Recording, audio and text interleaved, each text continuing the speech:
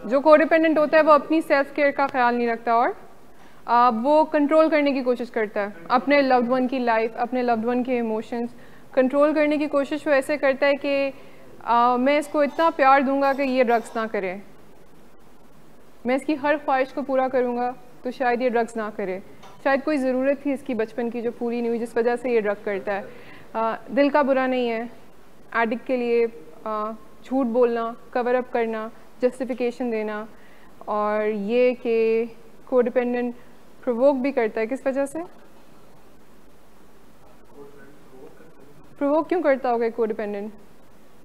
क्योंकि वो इनेबल कर करके थक जाता है। जब वो देख लेता है कि बहुत ज़्यादा प्यार देने के बावजूद इसमें कोई डिफरेंस नहीं आ रहा, तो फिर उसको लगता है कि मैं इस पर गुस्सा करूँगा ना, इस पर सख्ती करूँगा तो फिर ये ठीक हो जाएगा। ये भी प्रोवोकिंग होती है जब आप अपने लव्ड वन से नाराज़ हो जाते हो कि अगर अब इसने ड्रग किया ना तो मैं इससे बात नहीं करूँगा, अगर अब इसने ड्रग किया तो उसको घर से निकाल दूँगा।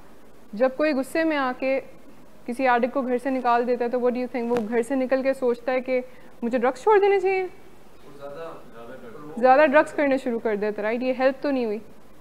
केयर क्रिमिनल एक्टिविटीज़ में इन्वॉल्व होता है। केयर गिविंग प्रोवाइड नहीं करते, केयर टेकिंग प्रोवाइड कर रहा होता है कोडिपेंडेंट, विच इज़ के अपने लव्ड वन की हर रिस्पॉन्सिबिलिटी को वो खुद उठा लेता है।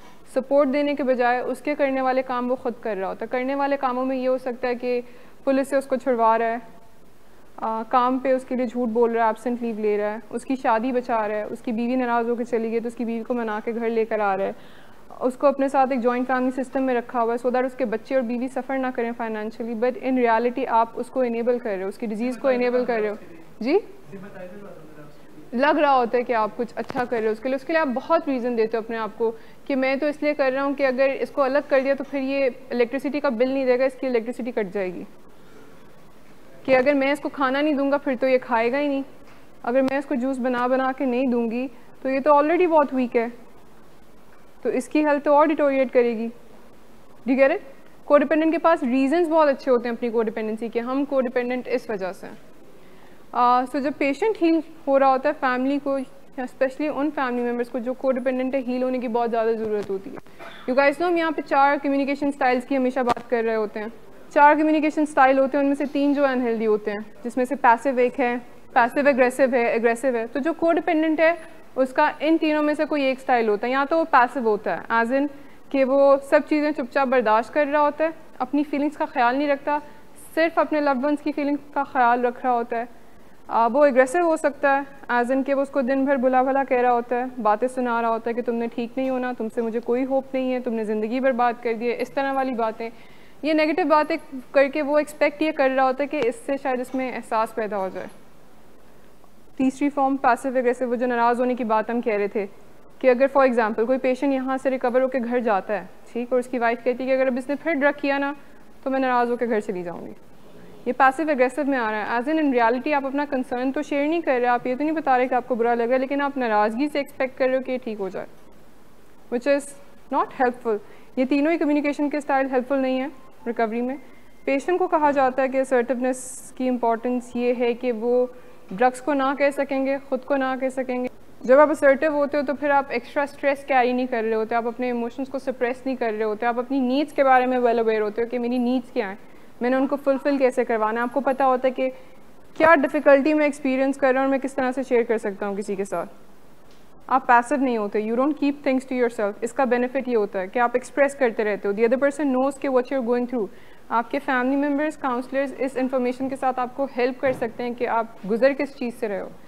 एक कोडिपेंडेंट को असर्टिव क्यों होना चाहिए देन? एक ये कि जब आप असर्टिव होते हो तो आप अपने पेशेंट को या लव्ड वन को बता सकते हो कि मेरी क्या फीलिंग है, मेरी क्या एक्सपेक्टेशंस हैं, मेरी नीड्स क्या हैं, मैं कहाँ तक आपकी हेल्प कर सकता हूँ, मैं कहाँ आपकी हेल्प नहीं कर सकता हूँ। एक है। दूसरा ये जब कोडिपेंडेंट फैमिली मेम्बर्स असर्टिव होते हैं तो बाउंड्रीज़ बड़े अच्छे से क्रिएट कर सकते हैं अपने लव्ड वन के साथ। बाउंड्रीज एज इन कि आपके करने वाले काम कौन से हैं, मैं आपके हिस्से के काम अब से नहीं करूँगी, आपको अपनी रिस्पॉन्सिबिलिटी खुद लेनी है।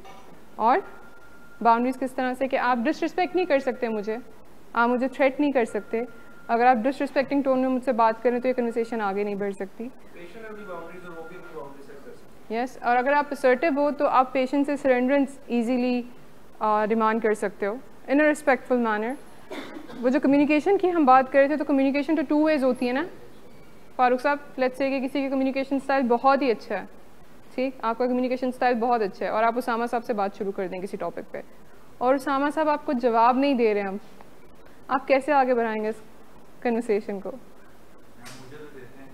मैं एग्जाम्पल दे रही हूँ आपको लगता है काउंसलर्स को नहीं देते हैं? गुस्से से ना, हाँ, कुछ वो गुस्सा हो जाएंगे कि मैं हर तरीके से कोशिश कर सकता हूँ इससे अच्छे से बात करने से, इससे पूछने में, इसको हेल्प करने में, बट ये जवाब नहीं दे रहा। इसलिए कहा जाता है कि को डिपेंडेंट को भी कम्युनिकेशन स्टाइल को इम्प्रूव करने की ज़रूरत है, असर्टिव करने की ज़रूरत है, और जो एडिक्ट है उसको भी, सो दैट दोनों अपनी नीड शेयर कर सकें। एक और बेनिफिट किसी को डिपेंडेंट का असर्टिव होने का ये है कि वो ईजीली नो कह सकता है। इस चीज़ की इम्पोर्टेंस बहुत ज़्यादा है किसी रिकवरिंग एडिक्ट की लाइफ में। अपने लव्ड वन को नो कहना।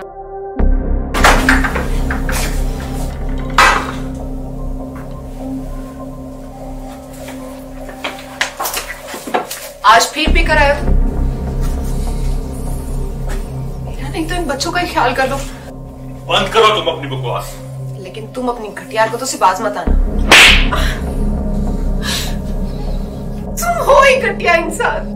तुम होती कौन हो मुझे रोकने वाली? तुम्हारे बाप के बाल की पीता हूं क्या? शराब नोशी की वजह किरदार की खराबी नहीं, मूड की खराबी है।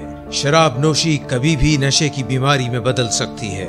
नशे की बीमारी हर स्टेज पर काबिले इलाज है। मदद हासिल कीजिए, क्योंकि वो ऐसा नहीं करेगा। विलिंग वेज से मदद हासिल कीजिए, कहीं से भी मदद हासिल कीजिए, लेकिन फौरी मदद हासिल कीजिए। जिस मुआवजे के इंतजार में आपने बहुत देर कर दी, अब वो दस्तक दे रहा है। मदद हासिल कीजिए, मदद हासिल कीजिए, मदद हासिल कीजिए।